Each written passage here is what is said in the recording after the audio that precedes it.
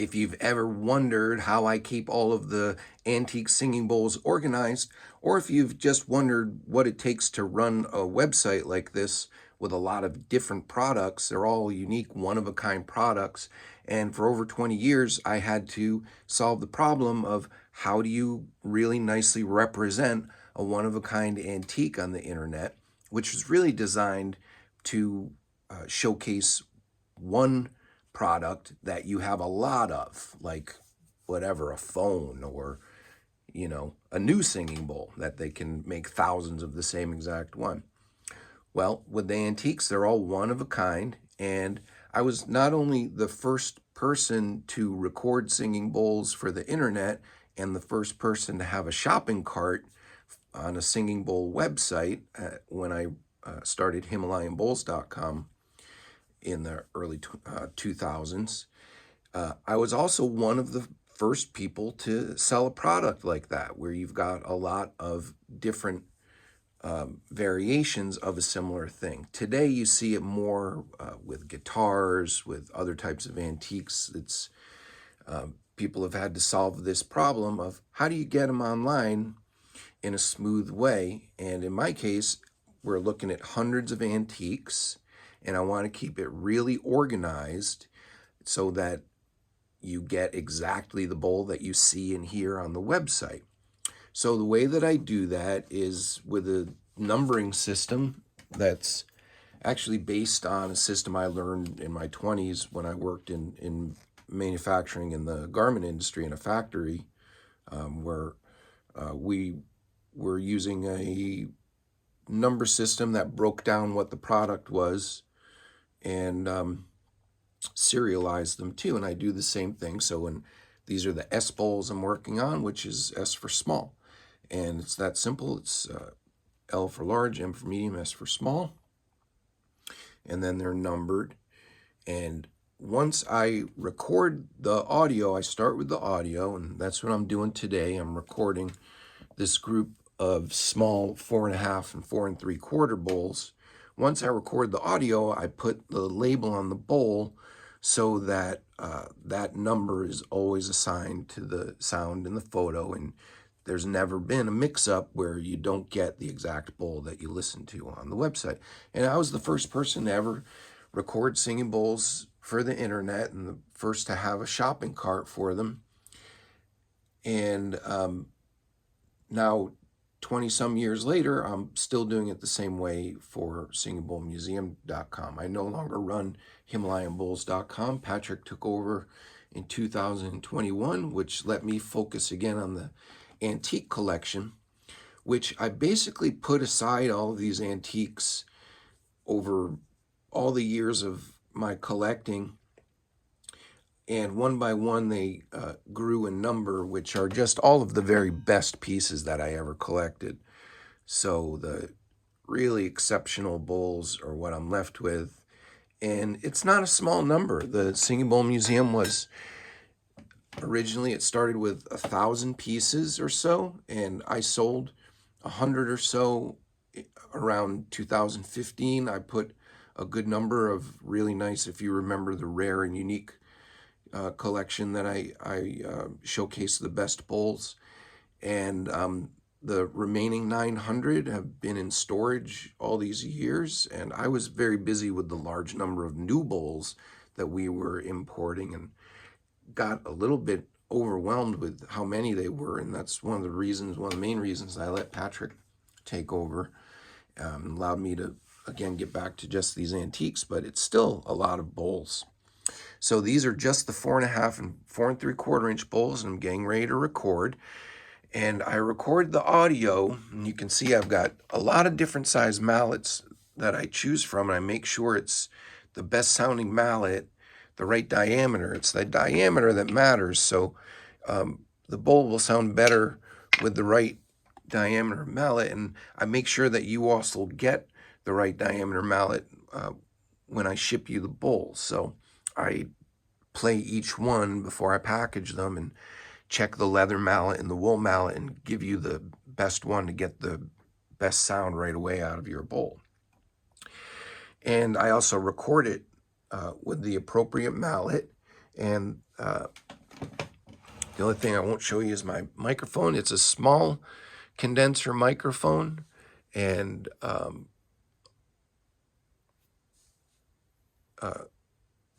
here's my spreadsheet, my camera setup. Use a flash system, which takes a really nice photo. And I chose to use the black rather than what I did for years was on the white background, because I think it shows off the antiques a little nicer. They look a little nicer on the black background. I'm using a really nice new camera. It's a brand new Sony, super nice, and it has a very narrow focus. It focuses in really specific. So that's why if you look at the photos, part of it will look blurry because of the bowl shape. The camera needs to focus on one area because it goes out of focus as soon as the depth of field changes at all. And because of the round bowl, it does that. But the area that it does focus on, you get an extremely crisp, beautiful photo. So I'm real happy with the results of the new photos. And of course, the recordings are always as they have been. They're very transparent. This type of microphone, even though I won't reveal the brand name of my audio equipment, I use professional preamps that are very transparent. They're actually an industry standard studio grade preamp. And then also, I mean, anybody who's an audio engineer would know the company right away. And yes, it's that one. And then the microphones also are pretty much an industry standard. It's a small condenser, which means it captures a very accurate sound. It's a very unforgiving type of microphone because you hear the entire sound. And other singing bowls online are recorded with more of like a vocal microphone, either a large condenser or like even in like an SM58 kind of a just a all-around easy to use microphone, which doesn't really give you as transparent and clear, true to life sound that you get with the type of pro audio equipment that I'm using.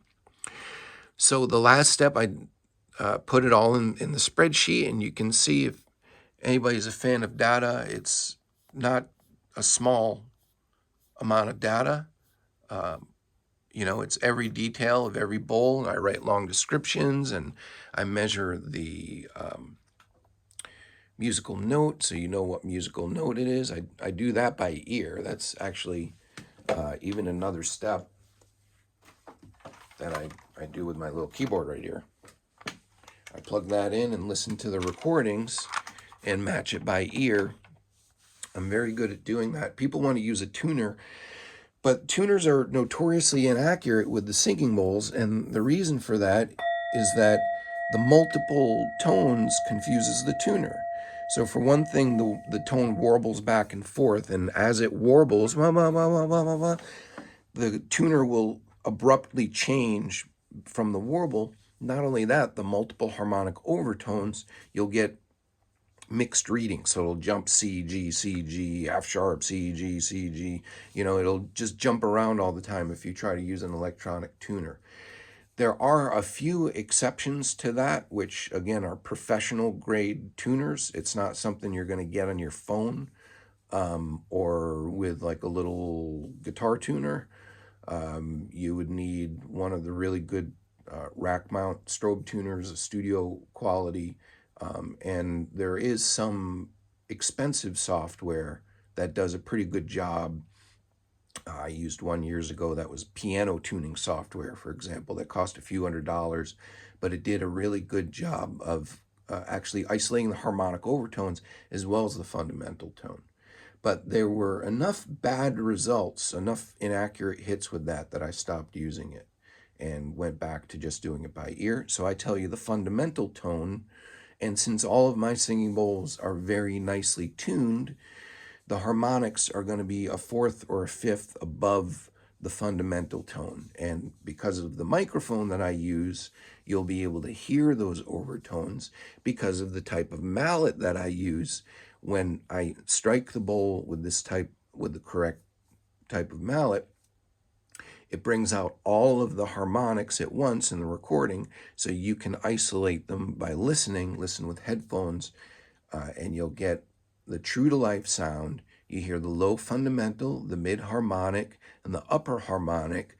When I do the recordings, I do it two ways. I look for the sweet spot for a minute where, you hit a bowl in one place, it'll warble one way with the high tone warbling. You hit it in another place, the low tone will warble. Right here, I just found the sweet spot on the second hit. If I find the sweet spot really quickly like that, it's a really good bowl. That means that all the tones are pretty steady and sounds really nicely harmonious. If I turn it, you'll hear it a little different again. Really steady. Let's turn it. I don't know if you can hear that, but now I hear more warble. So if I find the sweet spot, I'll record it that way really quickly. Some bowls have a lot of warble. It's harder to find the sweet spot. Or in some cases, especially with a thinner bowl, there may not be a sweet spot.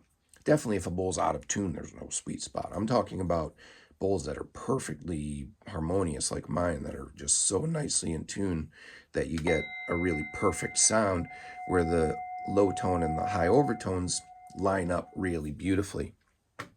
In the case of a really beautifully tuned bowl like that, there's often that sweet spot where they sound extra steady and nice. So you can hear that in the recordings a lot. If you don't hear that, it doesn't mean there wasn't a sweet spot, because all the bowls will warble, even that one that's so steady.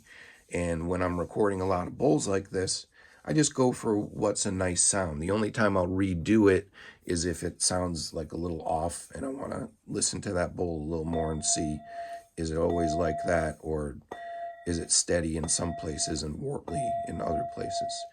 So if you hear a very warbly tone, that usually means that that bowl is mostly going to play warbly like that. If you hear a very steady tone, that means you'll have to find the sweet spot, and that's where you get that nice steady tone. The other thing is to look in the descriptions, because here's a bowl, for example, that has a repair where I may not have noticed this, or I may have thought that the sound was so good that I was okay with that repair.